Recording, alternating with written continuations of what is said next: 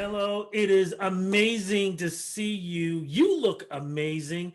How do you look so damn good when you got a pandemic going on out there? I can't even get a haircut or anything, and you look so damn good. How are you holding up? Oh, thank you so much.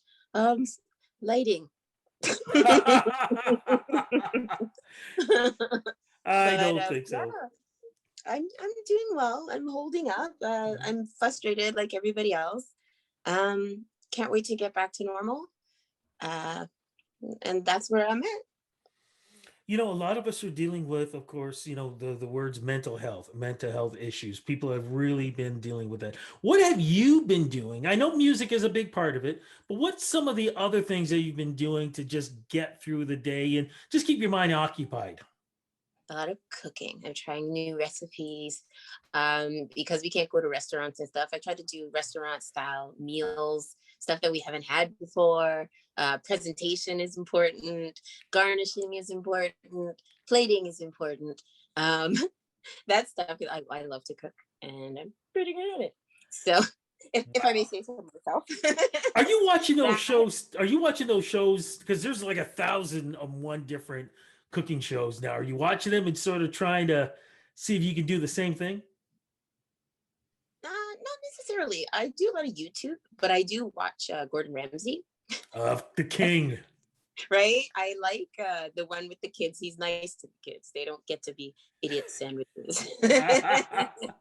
Love Gordon. Before we started our interview, you were talking about something else that you love doing.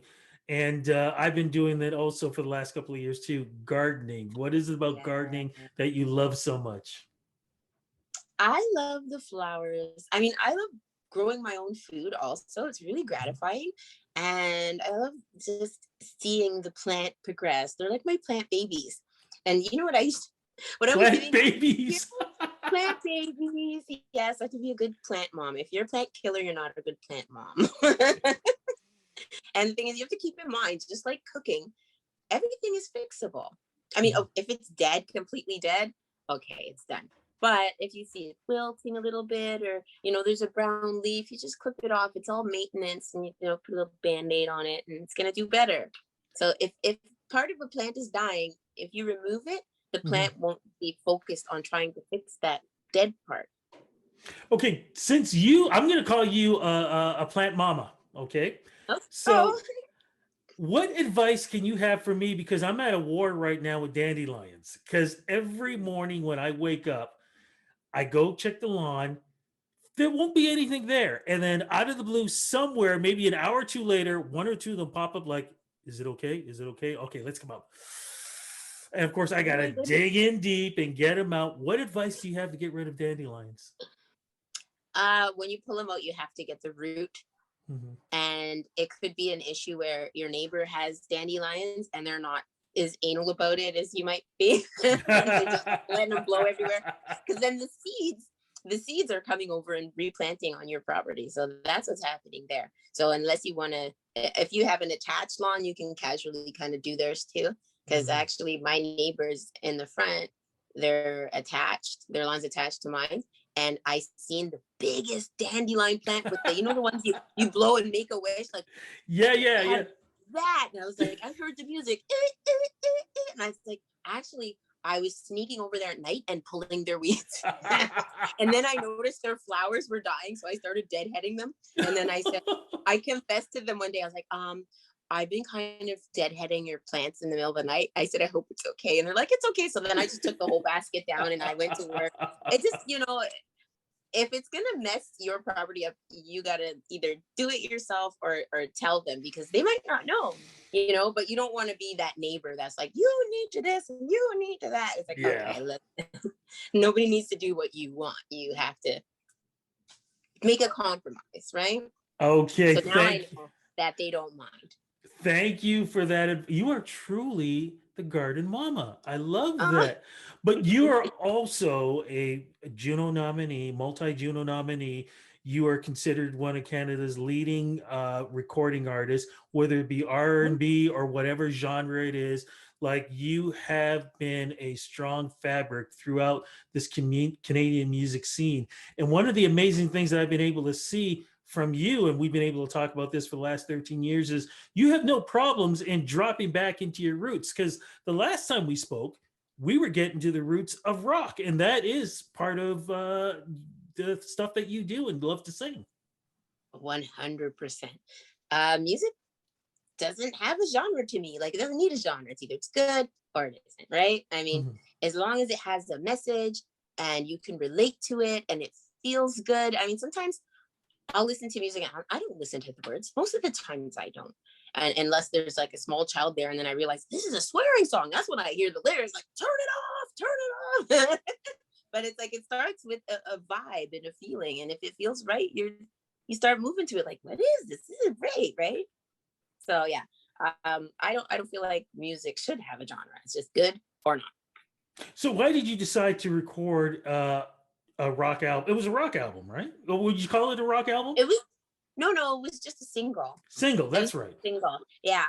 But because I got that feeling, you know what I mean? Like I started writing and whatnot, and it just kind of turned that way. It just kind of turned into a rock song because it was produced by Ricky Tilo, and he's amazing for one. He can play the guitar behind his head. He can't even see. Like, look, I Wow. could look at the guitar and I still won't play good. He puts it behind his neck and all this amazing stuff. He's so super talented. So, anyways, he produced it, Mhm. and he has done over the years shows with myself and my mom. And he's like, this is what I see for this is my vision for you. And I was so I'm getting chills. Oh my God.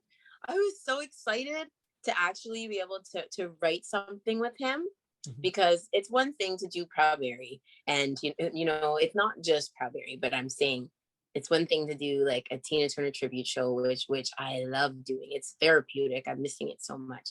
But it's another to express yourself within a composition of music and actually come up with something that you can share with other people that you love, and it's not just an idea in your head anymore. It was written with Sebastian Cole, and he's written for Alicia Keys and Alicia Cara, and yeah, like so many people. He's such an amazing writer. He just comes in and smashes it. And it was such an experience to write with him because he's so amazing and he's so like focused. And the song started to I take a turn, and I was like, wait a minute, stop. This is this the whole song? I was like, I'm not gonna sing the whole song. This sounds like a whole song. He goes, no, it's not about you.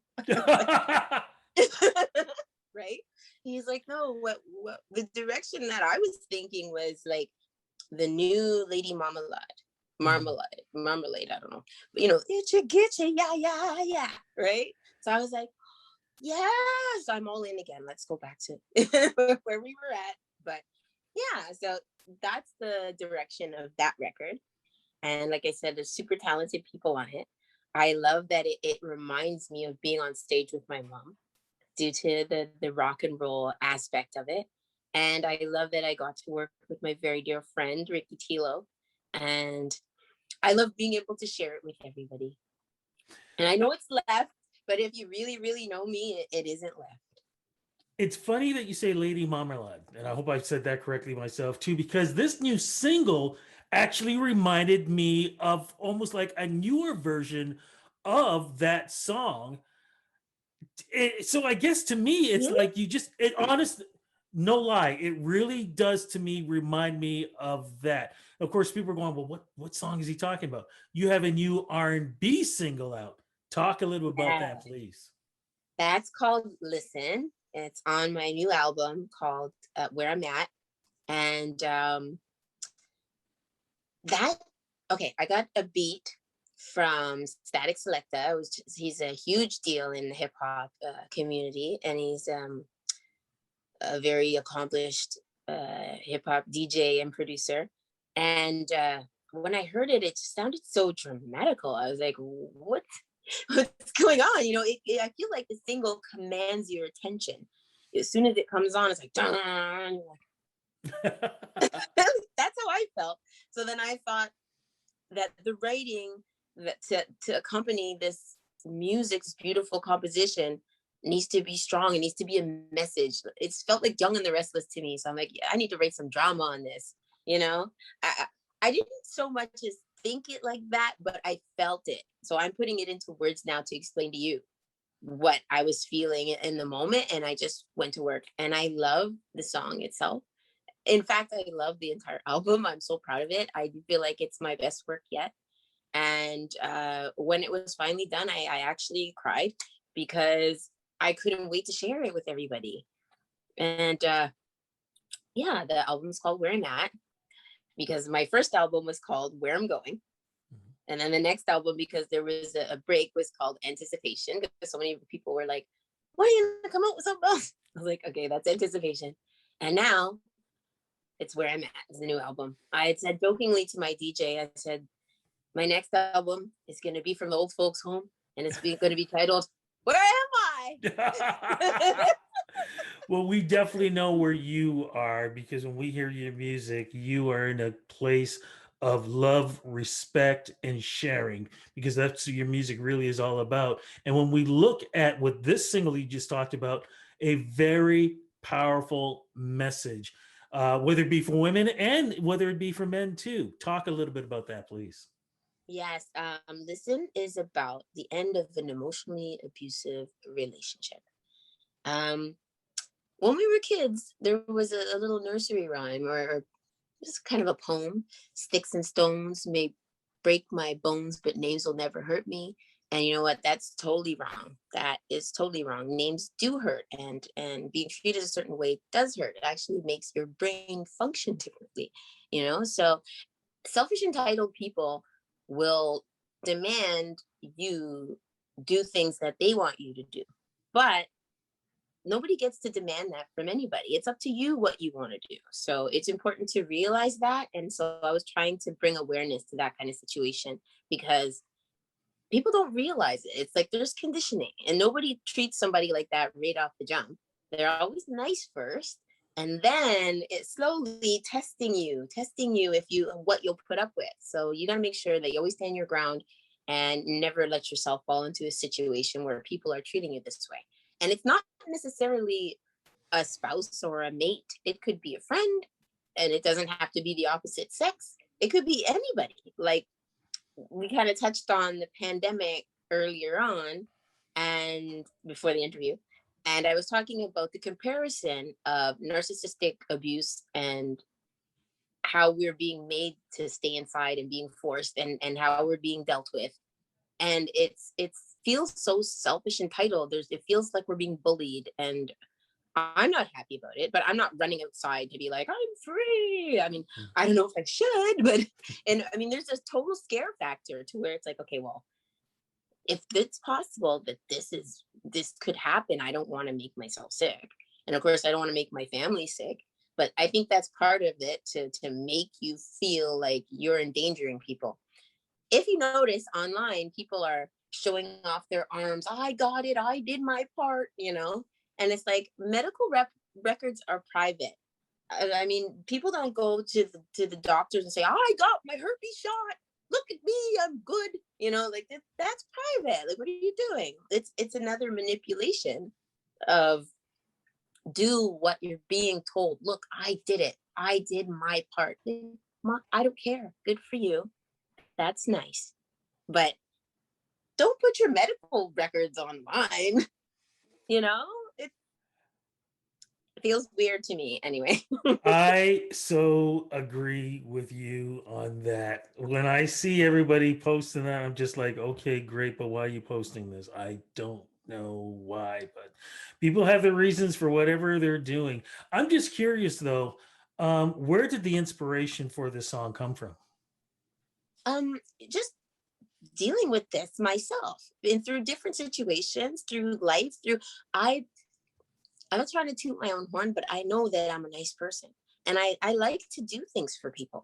I like to, like, problem solve, and my girlfriends know, and industry girls know that I like to do makeup, and I'm good at it. So I could be at a party, and another artist will come up and say, Melanie, my eyelash is jacked up. Can you help me? And I was like, what makes you think I could help you? I wouldn't say that. I'm like, of course, I'm on it. Let's go. I'll help you. They know it. But I think later it's like, how did you know I could do that? And then girls run up to me at Caravan like, my lipstick is jacked up. Like, okay, I'll help you. Where's your lipstick? Let me fix it. Okay, So, no, anyways, that's Caravana, though. I mean, you better bring a lot of lipstick if you're going to do that at Caravana. no, I'm not bringing my lipstick. They have their own stuff, but they're like, be my mirror, be my makeup artist, So, I mean, I don't mind. I 100% don't mind. But I'm saying that tells me that it's obvious to other people that, yes, I will help you. So when you're a helpful kind of person, you're a magnet to narcissistic personality disorder people. They target you because they see that you're willing to help. So first thing they do is ask for help. The next thing they do is ask for more help. And the next thing they do is demand you help. Like when they stop appreciating that you're helping them, that's when you stop. When they start yelling at you that you didn't lay down flat enough or die fast enough, there's a problem. You are I'm bang on. laughing, but it's not funny.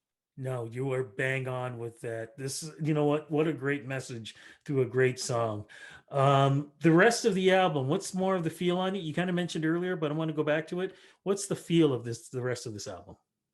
Well, it's kind of a throwback to 90s R&B. It's homage to music that I felt was good and that spoke to me and that other people can relate to. I mean, I wanted to capture certain vibes, and the vibes were 90s R&B. I mean, I was there. Big time. Big time. Any chance that you're gonna be doing any virtual performances? I know with this pandemic, we don't know what's gonna happen, if things are gonna open up or not. I mean, I've been hearing a lot of people either virtual or of course they may be doing drive-ins. What are the thoughts for you? I was really skeptical about it at first because to me, being a performer, a huge part of it, everything is connecting with the audience. Mhm. So when there's no audience, it's like when you're done singing, and normally you would get applause, and you're there like, I'm done. And there's no response, is anybody there? I felt like that was gonna be a thing, because energy from like as feedback is a huge deal. And it kind of like a DJ, it lets you know what song to play next, what to do, how they're feeling, what will fit in this pocket right now.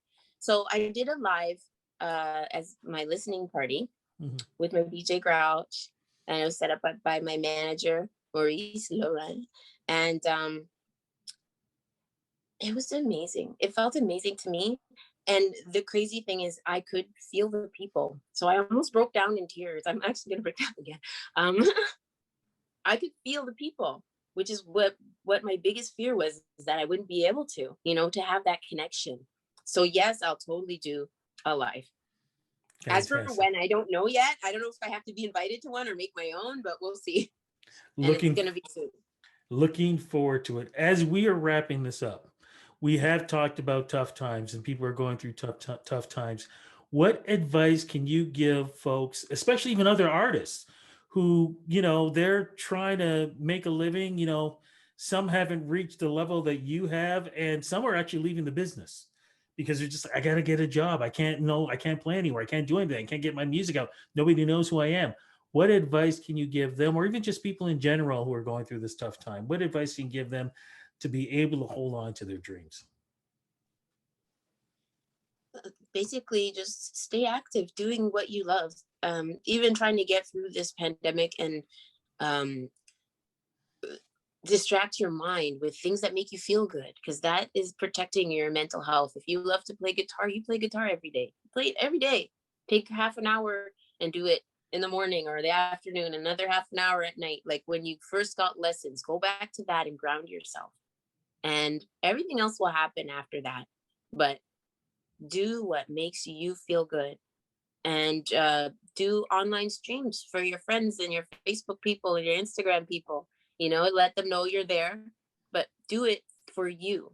You have to do it for you and not for anybody else. And as for getting a job, if you have to, then you have to. I got a job for a minute until they locked down again. And you know what? It made me feel so good and it made me feel useful. I was actually working over at Amazon as a temperature checker.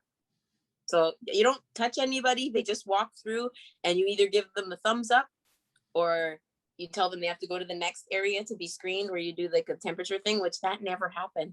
And the thing is, I don't know if I started the thumbs up because people were walking through and they were scared. And I do like this and they'd be like, oh, and I said, it's a thumb, not the finger. You're good.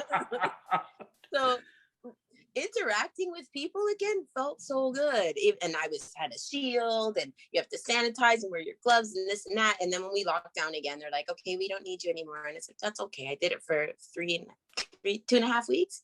And I had so much fun. Like people would walk through and you'd have to say, oh, social distancing, like 6 feet, 6 feet. And I would say, no hugging. And they would start laughing. So I got to use my stage skills doing something that, it was just fun for a minute to be around people. So now I'm back to being locked down. I'm in the garden and trying to be creative at home with cooking. And then I'm doing selfies and, you just gotta do stuff that makes you feel good. And sometimes you never know what that might be. So if you have the time, take the time to figure out what that might be if you don't know. And if you do know what it is, then get to doing it. That's the best advice I could give. I lied. I have one more question. Something popped up in my head. I know. We're talking about 3 generations of amazing women in your family, correct? Your mom, yourself, and your daughter. Yes. Any chance that the 3 of you will ever record a song or anything that we could be blessed with? That's a great idea. We haven't done it yet. My daughter's just starting out with her own music, and you could check her out at Tay Durrant on Instagram and on Spotify, Tay Durrant.